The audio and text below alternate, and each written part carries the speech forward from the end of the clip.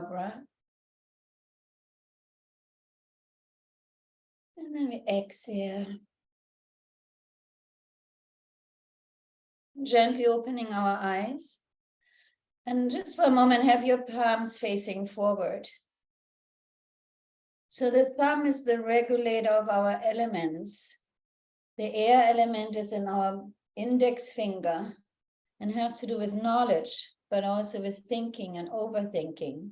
And when we go into the overthinking, we go into stress. Excuse me. Yeah, so we want to right now, and stress actually has a very negative effect on our heart, on our heart rhythm, heart well-being. So we want to decrease for a moment our overthinking by bending our index fingers down. Then stabilizing the akash, the ether, in our middle finger and the earth in our ring finger. Yeah, so the thumb touches the tip of your middle and your ring finger. Your pinky, which is home for the small intestine, and your heart meridian, they stay extended. So in these times where there's a lot of change, a lot of turbulence, and just a lot of changes, yeah, the heart can get a little overactive. And we see that a lot of people have heart diseases right now. So this is a great mudra to apply for yourself on a daily basis. I just had my hands up so you can see. You can always sit like this. You can walk with it. You know, you don't have to keep your hands up like this. But we will use this mudra for the remaining of our movement session. Yeah, so you just keep this while you're starting to move your right arm overhead and then your left. So you're working your arc line, which goes from one breast nipple to the other, as well as from your one ear to the other ear. It's part of our protection system for our aura.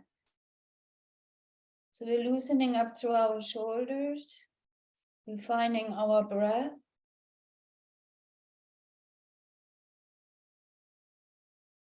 Close your eyes and feel, where you feel like little, oh, this is hurting, or there's a little bit of resistance. And then just breathe through it and move through it. This is a great movement to remove some clouds, clouds of depression or not knowing, maybe some worry.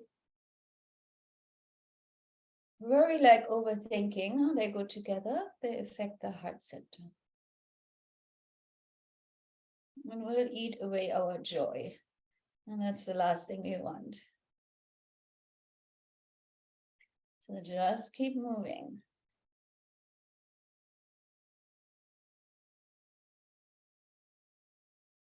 It's a slow, gentle breath to your liking.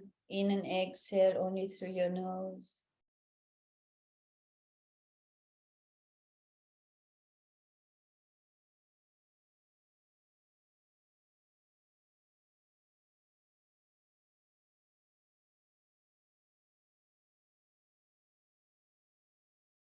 You might hear some noises, well, then it's something to do for the next days until you're free again. Good. Come to center, bring your arms overhead. Inhale, keep the mudra, exhale. Inhale, exhale, inhale, exhale.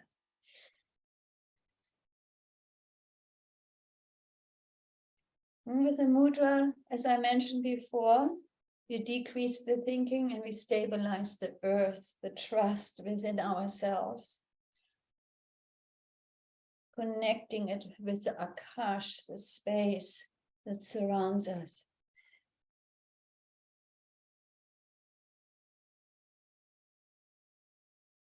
And then we activate the heart meridian and the small intestine meridian. And the small intestine meridian has to sort things out, and so does our heart.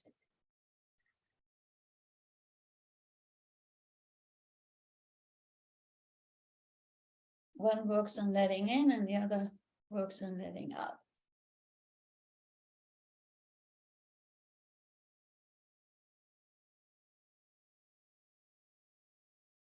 We keep it up for a little bit more. Bring your elbows above your ears. That's where the work comes in. That's where the arch is. That's where the opening of your lungs and your heart center happens. Last 30 seconds.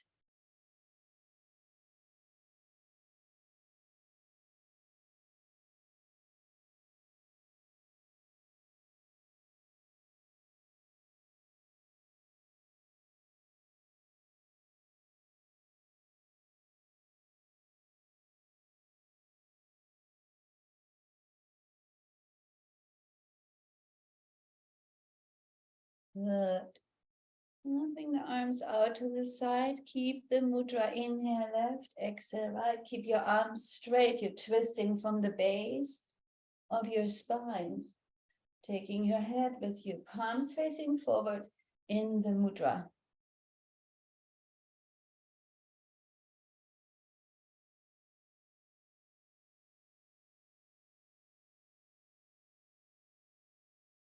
Now we bring circulation to the heart center.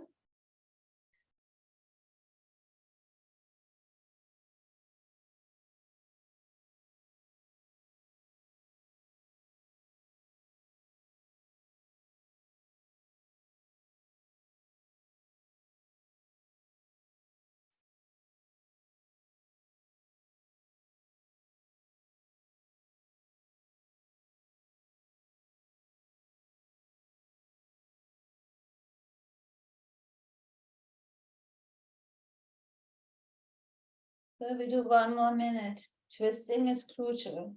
In our daily life, there are not many twisting motions anymore.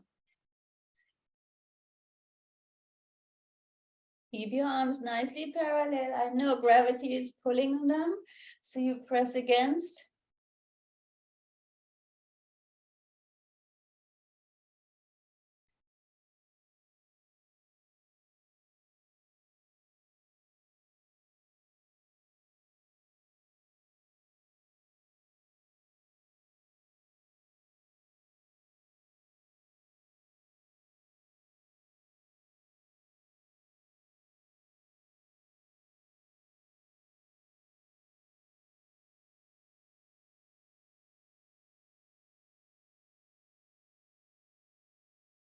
Good, and we come to center. We keep the mudra, we rotate our hands forward in a big, you go like this, and then you inhale up, exhale, rotate. Inhale, exhale. Find your own rhythm and pace. Inhale, extend, exhale, rotate. So you're spinning your hands in the auric field of your heart center.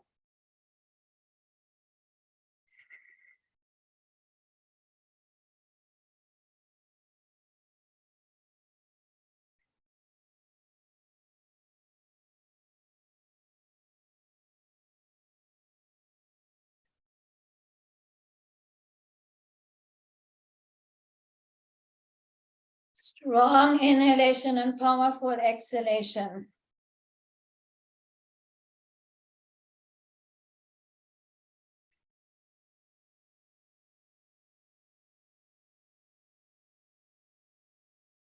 Last minute here.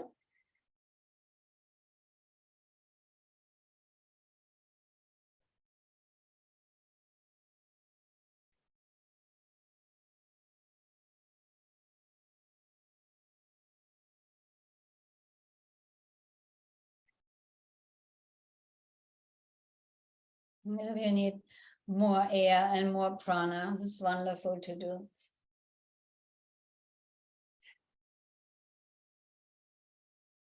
We're touching with the thumb, the tip of our wisdom and our vitality finger.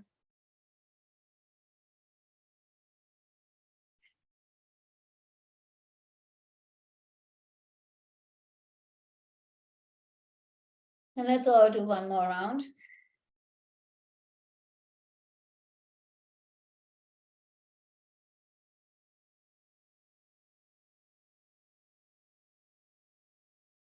And then you rest your hands onto your knees, still keep the mudra. the finger position. Close your eyes.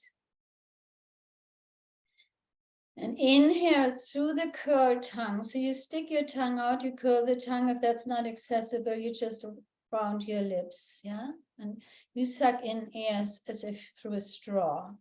Otherwise, if you can, curl your tongue. Inhale through the curled tongue. Suspend your breath, press your tongue against the upper palate, the tip of your tongue behind your front teeth, and slowly exhale through your nose. Inhale, curled tongue.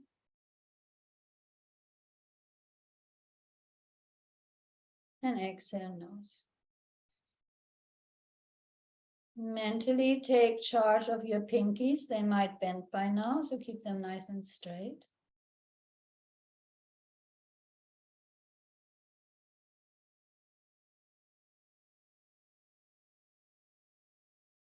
The mudra is calming the mind, and so is the breath.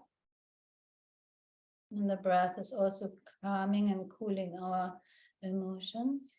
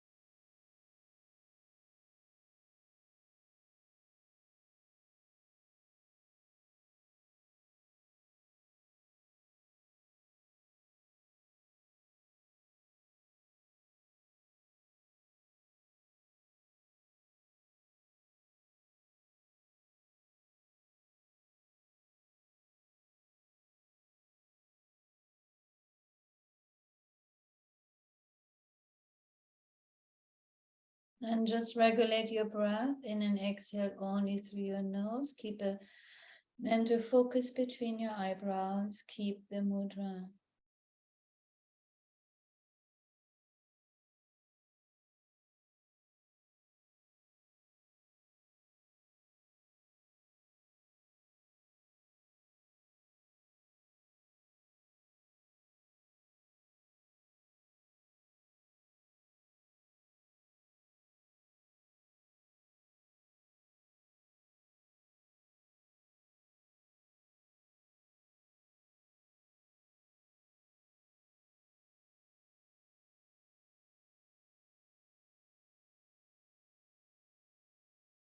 And I suggest you keep this mudra for the remainder time and for today, if you like, and slowly open your eyes.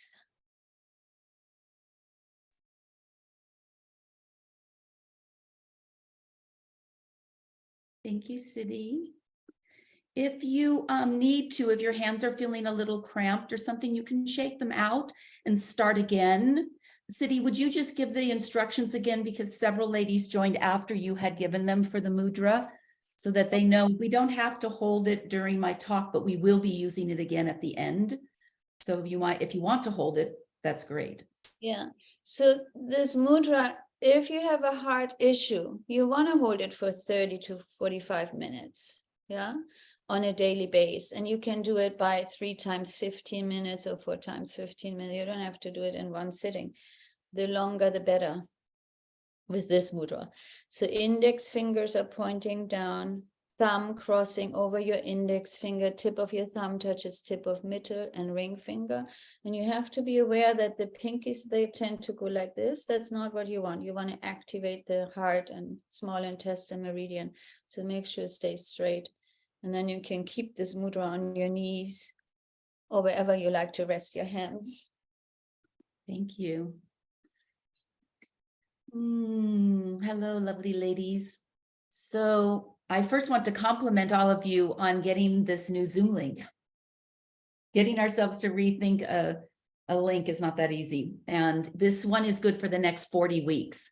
So you can let it go, just keep it in your file. Today, we're going to talk a little bit about love in the heart and self-judgment. So usually we love towards the outside, from the outside in. So we love objects and family and experiences. Human nature is attention turned outwardly rather than inwardly. That's our nature. So do you notice that your observations and your love comes from these external things?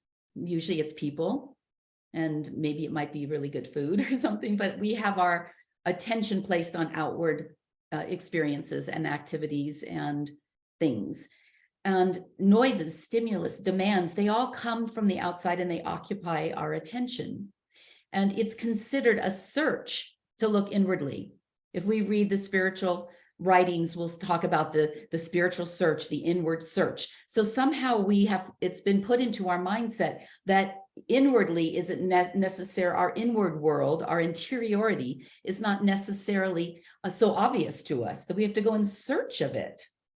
And I think it's so interesting to think what we're bombarded by from the outside in. We don't have to search. It just comes, it just shows up, and that's that. But if we want to stay in alignment with our inner world, we have to actually go look for it. So judging is in relationship to fear. I'm going to take a little leap here. The more we judge ourselves and others, the more we stay in relationship with fear. So if we make someone or something bad, we will have a conscious or unconscious fear about it either coming true, happening to us, or just existing, touching our comfort somehow. So judgment raises a red flag for us. It says this person or this situation or this thing is not in alignment with what you want. You better be careful. You better be careful. Stay out of the way. And love is most present when fear is absent. Fear is an obstacle to love, because fear creates a scenario whereby we have to defend a lot of things in order to stay in fear. We have to figure out what's going on, and it just takes over the qualities that we have underneath of love.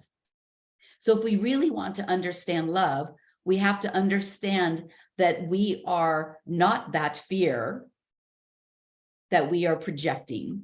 So you will remember, I don't know who, I'm going to put this in our chat, who coined this, but I love this acronym of fear, evidence, false evidence appearing real, fear, F-E-A-R, false evidence, on the idea that we have created a reality that we're buying into that may not actually be true, whether it's about ourselves or it's about someone else.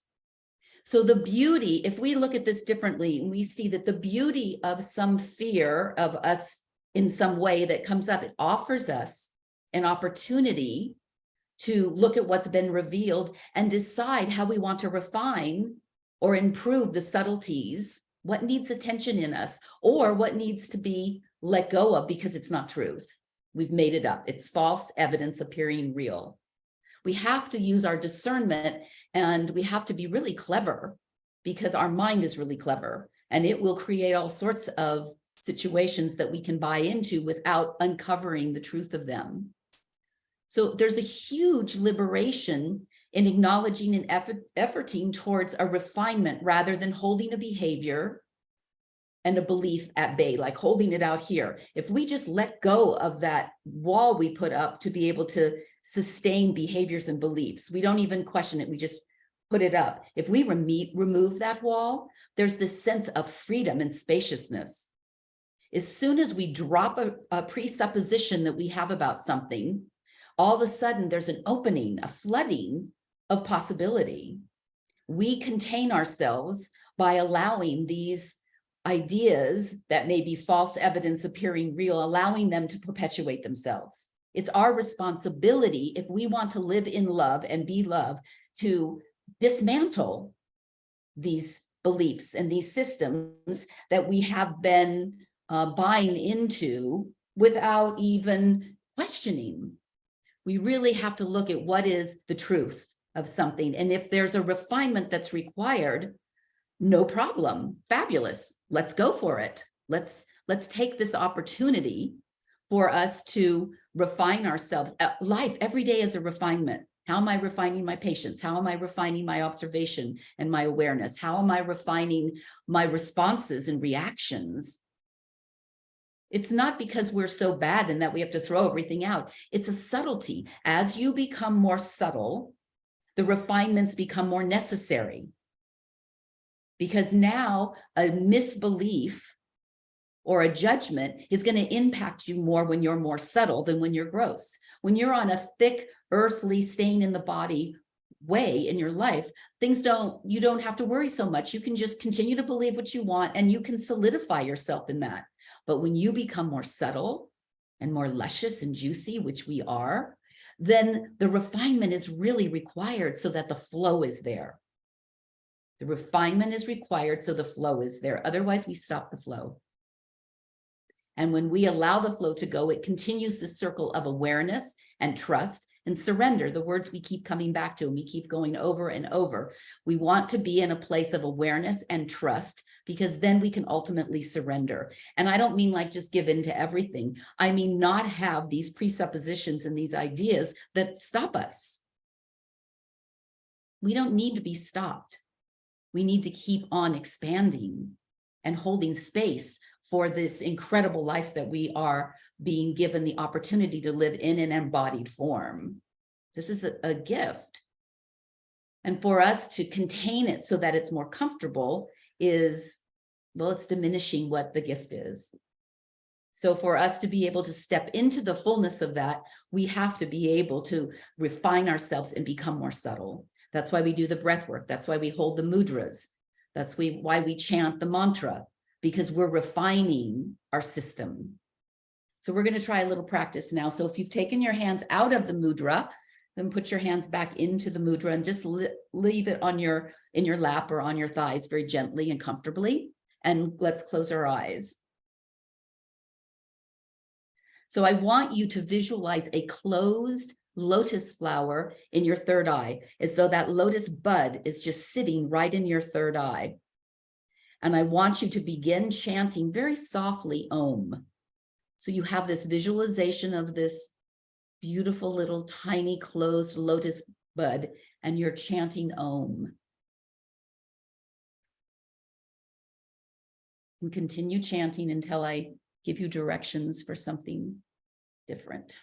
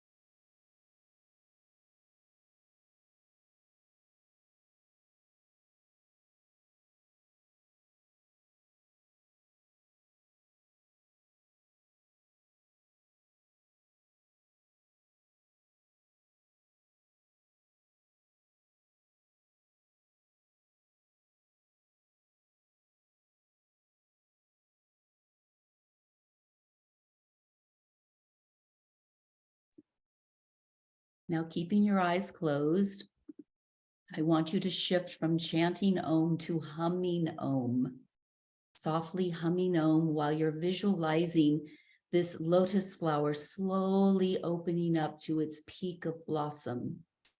While you're humming Om, this lotus flower and bud is opening itself up to the fullness of its blossom.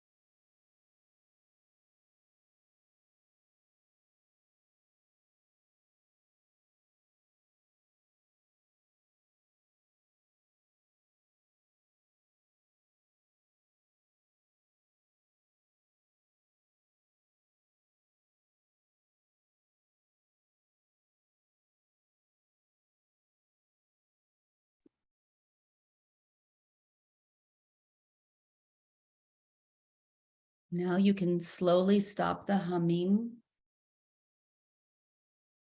and release the mudra, giving your hands a little shake. And slowly, when you're ready, you can open your eyes.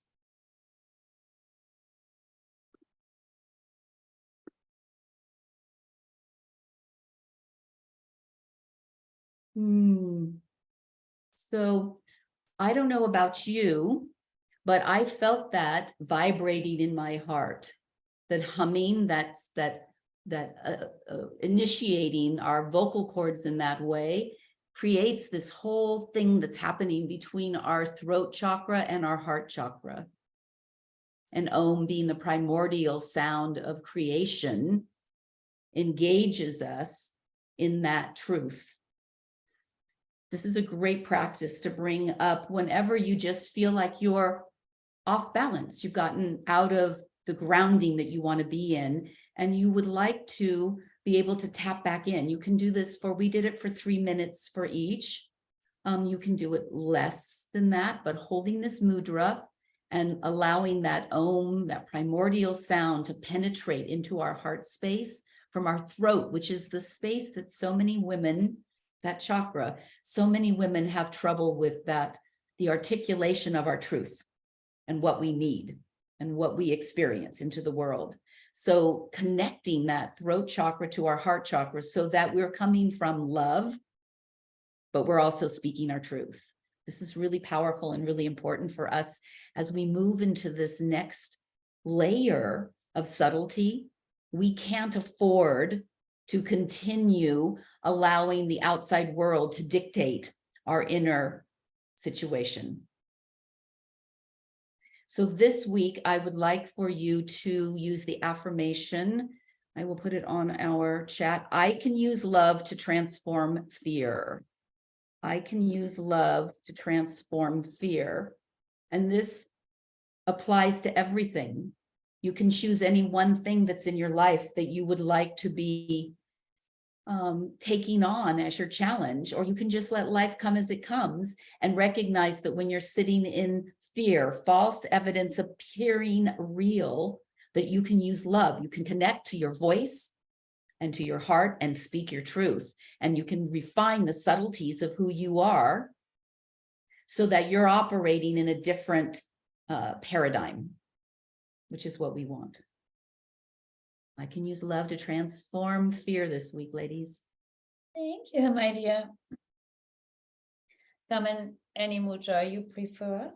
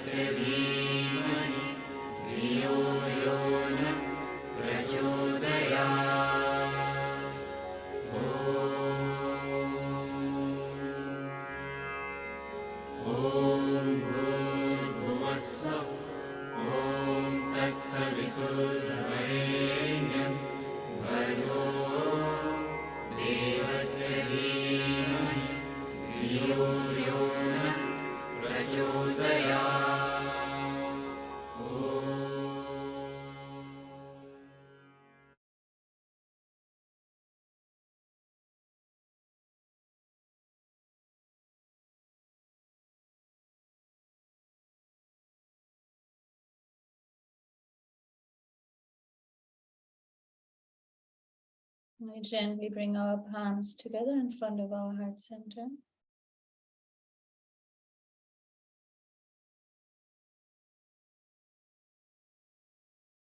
Inhale.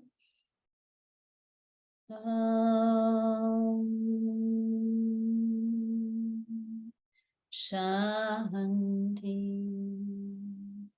Shanti. Shanti.